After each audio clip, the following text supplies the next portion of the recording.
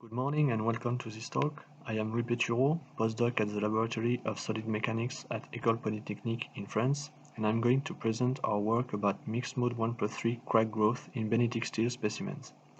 This work has been supervised by Véronique Doquet and with the collaboration of PhD student Benjamin Dieu and supported by the French company Naval Group. So let me introduce the subject of this work. Rotating shafts are used in a lot of applications and are generally submitted to self-weight-induced rotary bending and static torque. If we consider an initiation of a transverse crack, this particular loading setup leads to cyclic mode 1 at R-1 plus a superimposed static mode 3 that induces twisted facets as it is predicted by the maximum tangential stress criterion and well observed in the literature. Furthermore, a rise of the delta K threshold and a significant reduction of the crack growth rate was observed especially for negative R ratio and mostly attributed to roughness-induced crack closure. But some questions still remain unsolved.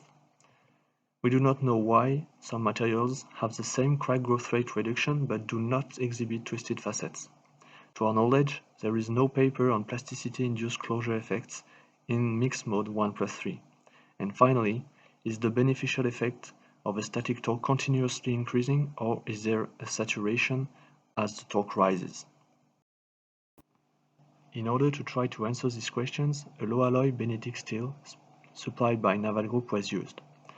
This steel presents an isotropic microstructure with former austenitic grains of approximately 45 micrometers large. With the traction test, we determined some mechanical properties like the yield strength and the ultimate tensile strength. Here is the geometry of the cylindrical specimen we used for the fatigue tests with a 30 mm diameter and a notch depth of 2.4 mm. Before each fatigue test, the repeated compression technique was used to pre-crack all the specimens of around 160 micrometer depth. I present now the experimental setup and procedure of the fatigue tests. In a machine that can apply tension and torsion loadings, we monitor the crack growth with the DC potential drop measurement technique, an extensometer which gives the crack opening displacement, COD, and two cameras to track markers that give both crack opening displacement and crack sliding displacement at the same position. So with this setup, we have 4 sensors at 4 angular positions. To allow post-mortem identification of crack front shape, we use the benchmark technique, which consists in changing the R ratio to 0.5 during the test. This table presents the different loadings applied for the fatigue test with plus-minus 68 kN and plus-minus 85 kN axial loading range with or without torque. Using the expressions of the TADA handbook, we computed the K3 over K1 ratio as function of the crack depth for each test, which is expected to rise from 0.2 to approximately 1.5.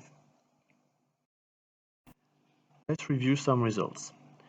If we look at this table that indicates the lifetime N and the N over N0 ratio, where N0 is the lifetime of pure mode 1 test at the same tension range, we observe a limited improvement or even reduction of the fatigue life by the torque. We noticed, as it is shown in this plot, divergent evolutions of the compliance for the extensometer and for one camera. These results mean that the crack growth is not uniform along the front. These conclusions are confirmed with the images of the fracture surfaces of the specimens. The colored ellipses drawn on the surfaces represent the retrieved marked front. A concentricity defect during fabrication explains this kind of crack propagation. For all the mixed mode tests, some radial wear marks directly caused by the torque are visible. In some cases, the torque erased the marked fronts, but does not change significantly the crack front shapes. So we now have to deal with eccentric elliptical crack fronts. In the literature, PETUREAU did some numerical simulations on eccentric circular crack front on cylinder specimens. Their paper shows there is a gradient along the front of K1 depending on the eccentricity. In the maximum crack depth angular sector, a bending-induced tension increases K1, which explains the increasing compliance on this 4 COD curve for the camera tube. At the opposite, a bending-induced compression reduces K1 in the minimum crack depth angular sector, which seems to decrease to unilateral contact right here.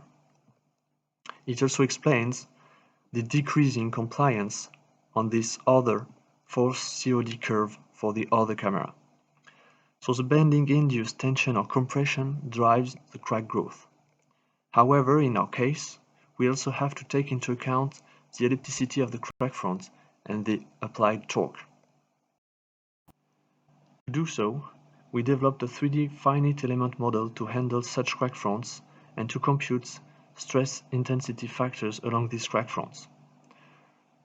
The mesh contains linear elements and the crack lips are submitted to unilateral contact condition.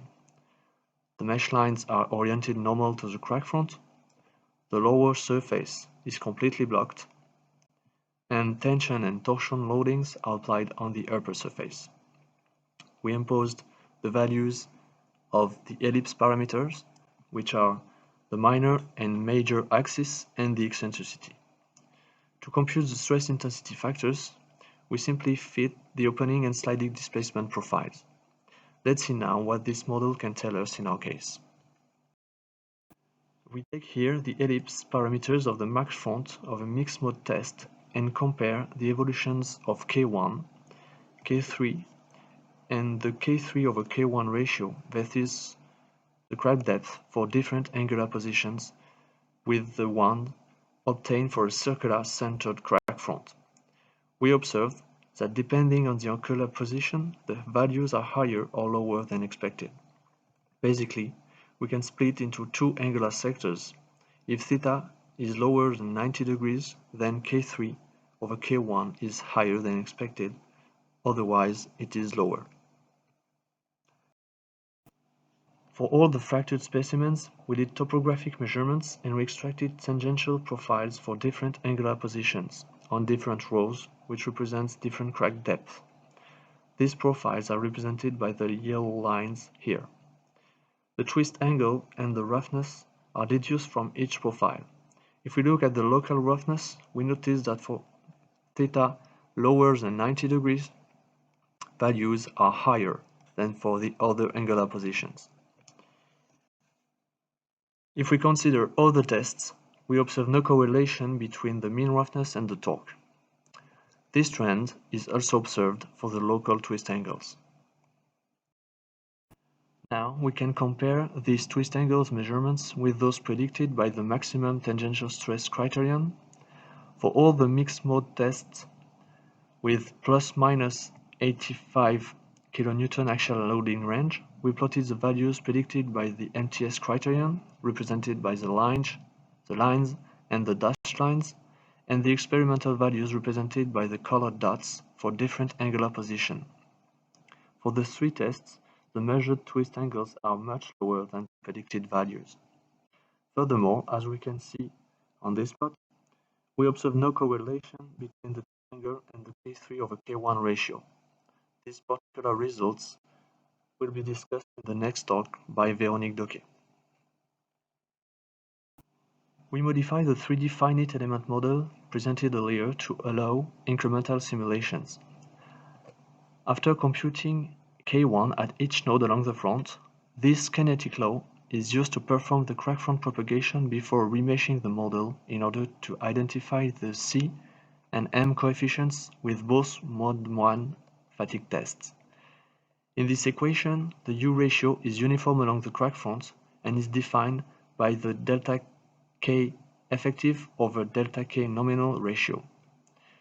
We use the threshold of 6 megapascal square root meter. Now you can see on the left plot the comparison between experimental and numerical evolutions of the compliance and the potential, and on the right plot the comparison of the experimental markers and the simulated fronts for both mode 1 tests. The U ratio was chosen in order to best fit the experimental and numerical evolutions and is close to the measured value in the maximum crack growth angular factor. This table indicates the overall good results offered by this incremental model with a maximum relative error between experimental and numerical number of cycles of 20%. Now let's try to use this model on mixed mode tests. Again, if we look at the different plots for the two other mode 1/3 tests, the model retrieves reasonably well the experimental evolutions on these two tests as well as for the others mixed mode fatigue tests, but they are not shown here. However, we notice some discrepancy in the crack front shapes where K3 is high in this particular angular sector. In order to improve this, we try to take into account the effect of K3 on mode 1 crack closure. So if we look at this U over U0 versus torque curve, where U0 is the U value for mode 1 test at the same tension range, we notice a trend where this ratio decreases with the torque, except for one value. That's why we choose this empirical expression of a local U ratio, which depends on the K3 over K1 ratio and three parameters. U0 represents the value of U for pure mode 1, alpha represents the distance of the asymptote from U0, and beta represents the decreasing rate of U. So we apply this equation on the same two mixed mode tests as the slide before.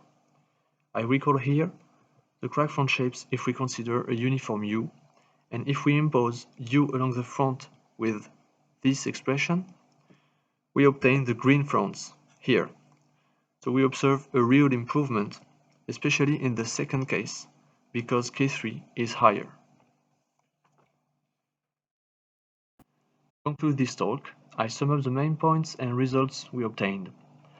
So we showed that for this particular benetic steel, a superimposed static torque has small effect on the fatigue life, and the fractured surfaces showed that there is no significant change in the crack path between pure mode 1 and mixed mode 1/3 tests. We also showed that even for eccentric elliptical fatigue crack growth, the data are still exploitable and does not have to be discarded. The 3D finite element model allowed a numerical analysis taking crack eccentricity and shape into account in order to compute the stress intensity factors and the compliance and potential evolutions of the four sensors.